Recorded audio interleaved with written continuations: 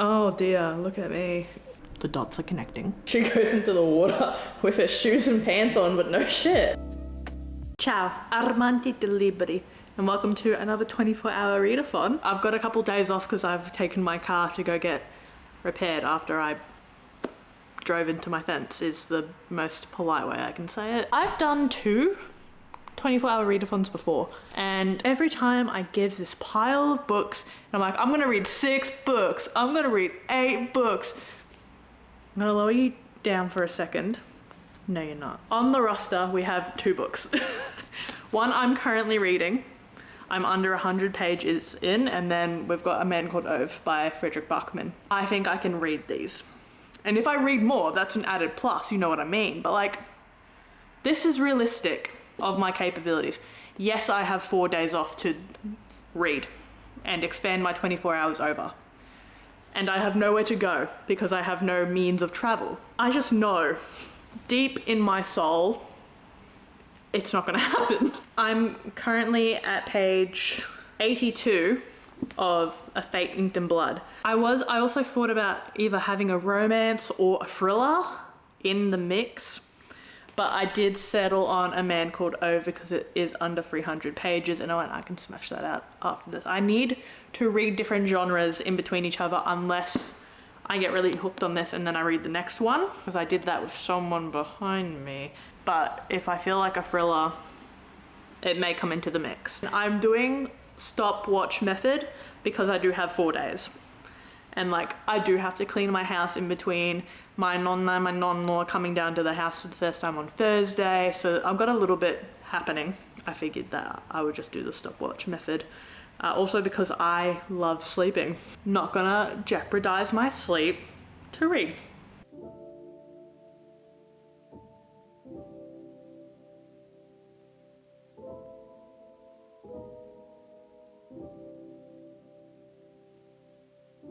We are ending the first session of reading. I'm at 23 hours, 11 minutes and 47 seconds, and I'm on chapter 13. I'm on chapter 13, page 116. I've read like 30 pages in like 2 hours. We'll start the timer again tomorrow after I sleep because I'm gonna go to sleep, and we'll see how much I can read tomorrow because I only started reading at like 7 p.m. Greetings and salutations, it is morning 2. It is freezing in my house. I don't know what voice I'm doing here. I developed a cold sore, so we're going to ignore that. But I'm gonna start the timer again, and we're gonna jump straight back into A Fate Inked in Blood, and then I'm gonna eat lunch. I've done all my housework, so the rest of the stuff I need to do is basically just reheat my lunch and read.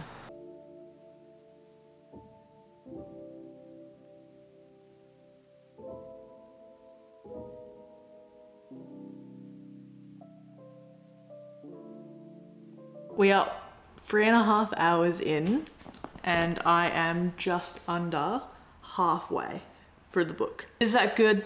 For me, it's spectacular.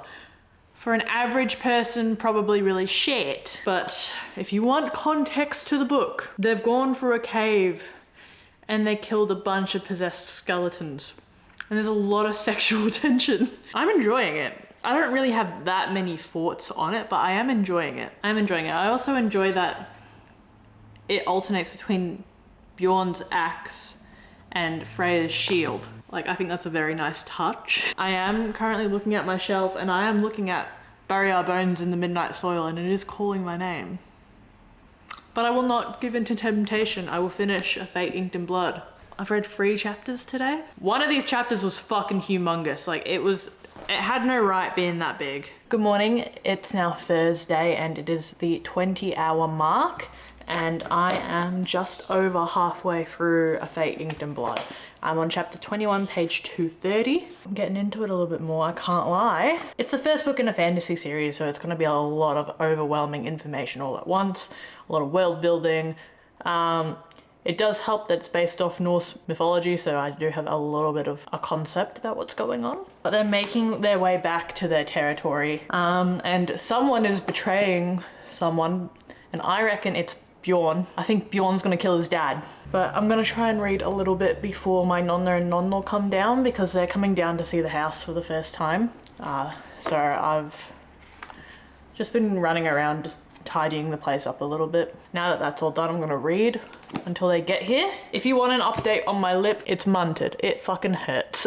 I haven't had a cold sore in fucking like 5 years, so I don't know what the hell's going on. I'm just going through the fucking rounds. I gotta get a fucking move on, is what I need to do. I've only read for 4 hours over 3 days. Good morning. Don't look at my lip, ignore my lip. I'm on page 362. I have that much left, so I'm gonna finish it this morning while I drink my coffee, and then we're gonna move on to A Man Called Ove. Yeah, I am using a plastic straw. I have no other straws. My glass one shattered into a million pieces when I put it in my cup, and I have to use a straw because of the fucking thing on my lip, so I'm sorry. Oh! They're woohooing. What the fuck? My throbbing core. No! I can't do this anymore. This entire book, it's her core and my sex, and the throbbing needs to stop. She goes into the water with her shoes and pants on, but no shit. We had like a break. We had a page break, and now we're back. Yeah, like I just knew this was gonna happen. Like, I just knew. It's just that she's stupid. She's just dumb. The camera literally died with 1.5 pages left. So we've moved. The camera is now charging. What? What the fuck?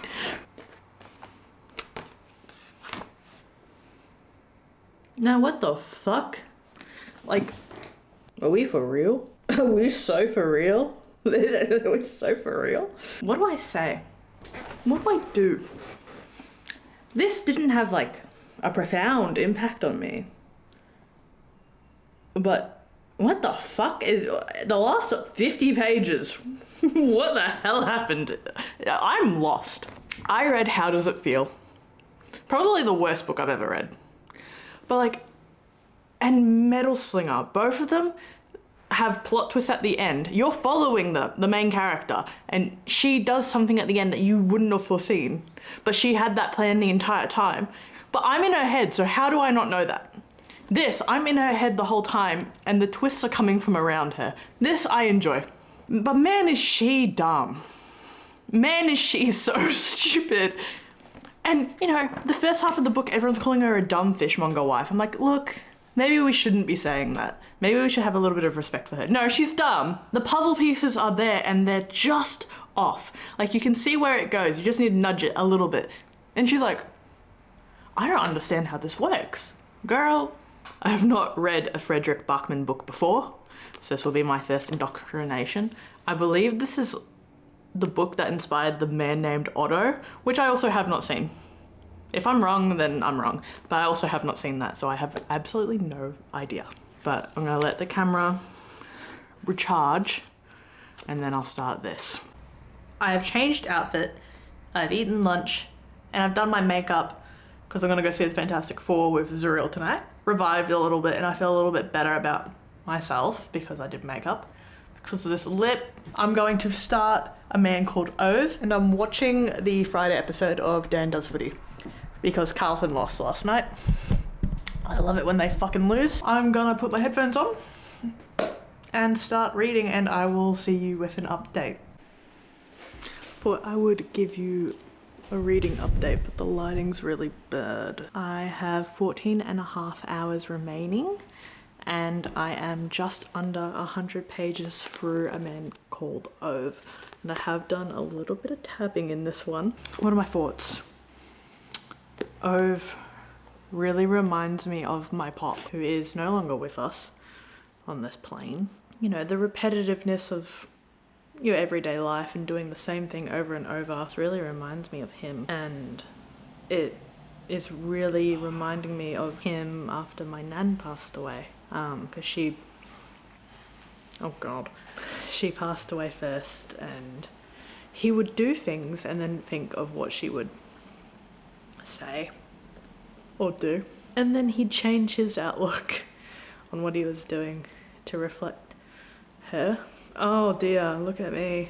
Ugh. It just kind of feels like I'm reading about my pop. Isn't that silly? Isn't it silly how grief does that to you? That you can see the people that you love in literature. Oh god. I'm not even getting teary-eyed reading it. But as soon as I like say it aloud, the connections that I'm thinking, it just hits me. But basically, he's not having a good time, and now neither am I. It's 294 pages long, so I'm pretty close to halfway. I'm like 28 or 30% through, or something ridiculous like that. So yeah, that's my reading update. So last night I finished A Man Called Ove. This is kind of the tab situation with it.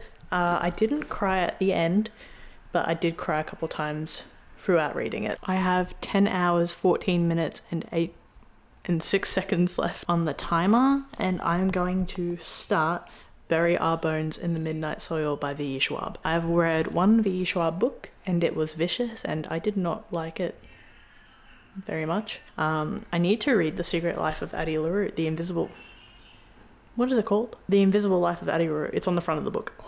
But apparently that's really good, and apparently Bury Our Bones in the Midnight Soil is really good, so I'm going to start this one. I will give you an update when I'm a little bit through Bury Our Bones in the Midnight Soil. Hello, my cold sore has basically almost healed over, but that's not why I'm talking to you. I'm talking to you because I am 73 pages in to Bury Our Bones in the Midnight Soil. I did that without looking at it, that was a test. There's 3 different perspectives and I'm enjoying it. I can't say I'm not enjoying it, I am enjoying it. There's a Scottish girl who's studying in America, a Spanish girl in 1735 in Spain, and a girl with a British accent with an unknown origin. 1532, sorry, not 17, whatever I said. And all of them are lesbians. That's where I'm at. I'm just gonna do some things around the house, read a bit more, and you'll hear back from me. But I definitely want to get to 100 pages by today, and that's literally just that much, which I feel like I can do. What's going on? Is there a ghost or something? Why does it keep defocusing? That's what I'm up to. You'll hear from me soon.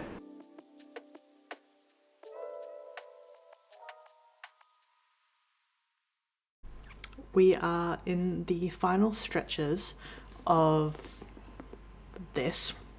I have just under 4.5 hours left, and I am about 50% of the way through Bury Our Bones in the Midnight Soil. I think at one point I said that it was triple POV. It's actually dual POV now. I had one chapter of a third POV, and then that's just gone squiff. Like, I haven't seen that person since. Yeah, on the back we've got like a love story in London, hunger in Santo Domingo, and rage in Boston. And we've got Santo Domingo and we've gotten Boston, and like we've had a glimpse at London. I feel like it would be weird to put that in the second half of the book after introducing her in like chapter 4. I am on page 251.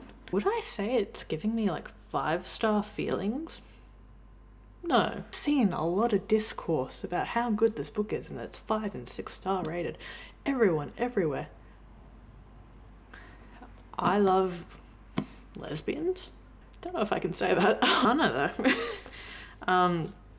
This is probably the best V.E. Schwab book I've read. Granted, I've only read one other one.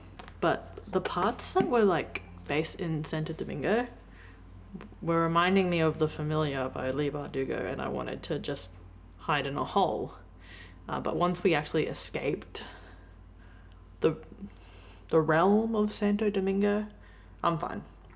I think The Familiar just haunts me because I did not enjoy it. I'm 309 pages in. The dots are connecting. What I said about V.E. Schwab just adding in pieces of the third perspective randomly in the second half of the book. Yeah, right. But it's all connecting now. I understand what we mean by toxic lesbian vampires now. Whereas before we were just lesbian vampires with a little bit of mental illness, I suppose. Now we're getting into it. I'm understanding. I actually felt like a light bulb went off in my head.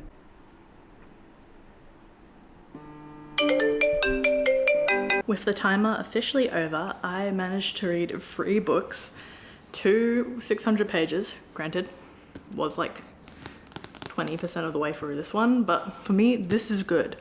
As someone who reads really slow and has been reading on average 1 book a month, I read 3 in 2 weeks. So I feel like that's a success on my part. I think now is probably the best time as well to give you my ratings because I'm done reading. And I didn't want to keep like pausing the timer to be like, hey, so I actually like really like this one. We will start from oldest to newest for ratings. So I started with A Fate Inked in Blood.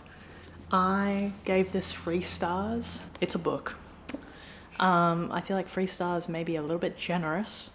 I loved the world. I love the world building of this. I love where I was. Could the way that the godchildren be created be changed? Yeah.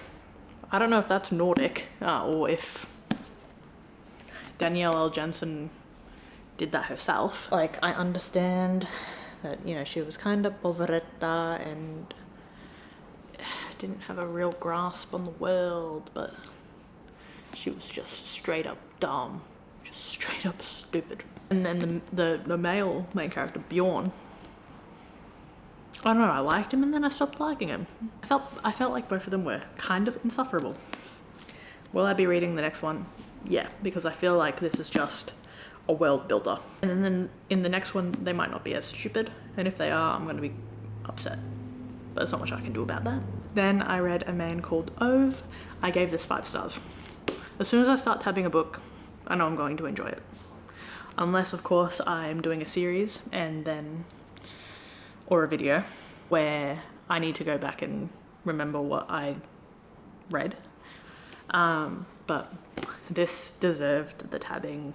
I cried a couple times, and it's really weird. I don't even know if I've said this. I probably said this already, but I got hit with a wave of grief about missing my grandparents before I read this book. And then I picked it up and then I started crying more because it made the feeling worse in a great way. Like, I miss them and I love them, but reading this was like they were here still. Ove is so like my pop. It is unreal. And his wife Sonia was so like my nan. And I was talking to my mum about it because she hasn't read this, but she's watched the movie and I haven't watched the movie. But she was telling me her and my sister watched the movie and they both just sat there crying because it reminded them so much of my grandparents. I would recommend this. It's gut-wrenching if you have a relative who's older and maybe a little bit on the spectrum. Yeah, it was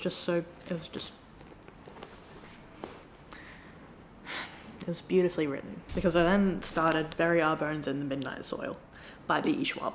Somehow, some way, I did actually finish this in the 8 hours I had left. Granted, it took me the course of a couple days, but I finished it. And this is like a 533 page book. So I'm pretty proud of myself for doing that. That's not something I normally do.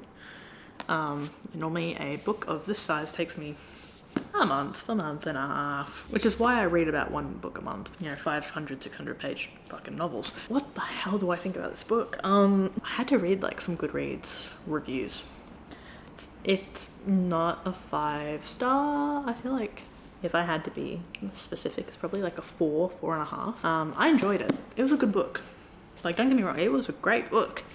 And yeah, in the second half of the book, everyone just kind of comes together and the timelines intertwine and everything starts to make a little bit more sense besides the girl from Santo Domingo. I don't understand I do. I do understand the shift in her behavior. I actually do, because it's literally, it's said about 6 times. It's a great sapphic book. I feel like it may have been a little bit overhyped, but like, I'm glad that I read it. I had a great time reading it. Had a little bit of an array of ratings here. You know, a 3, a 5, and then a 4. I had a good time doing this. I had a great time doing this, actually. If you're looking at the pimple patch on my forehead, if you can see it, do ignore it. Thank you so much for joining me. I had a great time doing this. This was really fun. I felt like it did get me out of a little bit of a reading slump, a little bit of a rut, and now I feel like I might go back into one, but that's a different issue for a different day. Thank you so much for joining me. And until next time, arrivederci. Oh, my shoulder.